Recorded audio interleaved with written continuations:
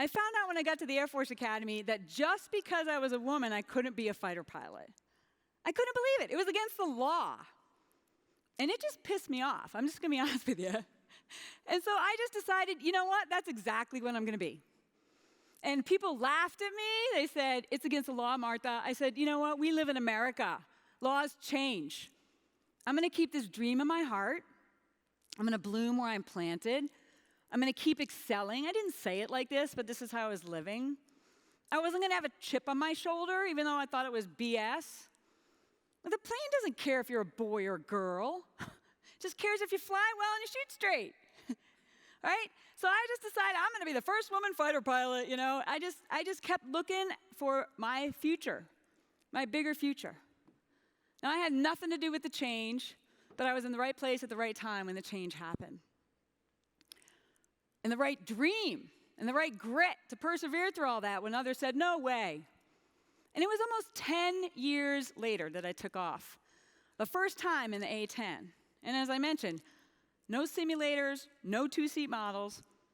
I remember like it was yesterday. You're clear for takeoff. And I was like, this is crazy. I've never flown this plane before.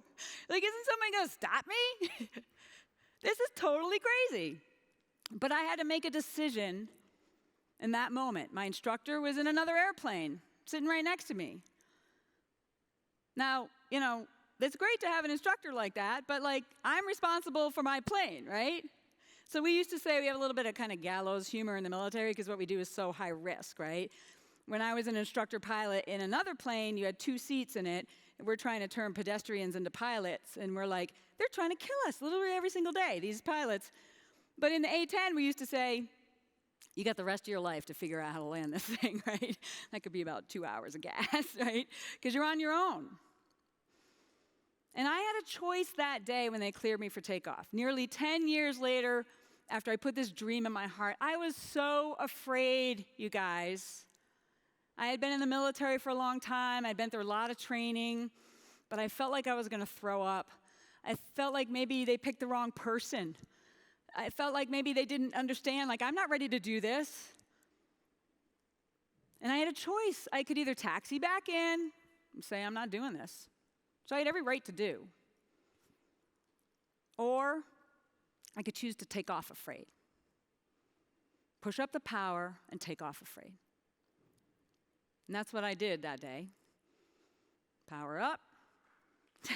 Thanks. Check your engines. Again, I was just so afraid, but I made a decision. Check your engines, let go of the brakes, like, holy crap, I'm flying, you know, go down the runway. Gear up, flaps up, you know. I remember turning the corner and looking at my instructor pilot next to me, and I was like, that's what I look like, man. I'm an A-10 pilot. I made it. And then I was like, oh man, I gotta figure out how to fly this plane, you know, like get back to your focus. And so when I think about my journey, and when I think about the nuggets I have to share with you from that on your journey, the language I use is do things afraid. Some people think that courage is the absence of fear, or people who are courageous just don't have fear. I disagree. My own experience is you choose to do things afraid in the midst of the fear, even though your heart's pumping, even though you feel like you're going to throw up, even though you're not sure you can do it, you choose to do things afraid. You choose to take off afraid.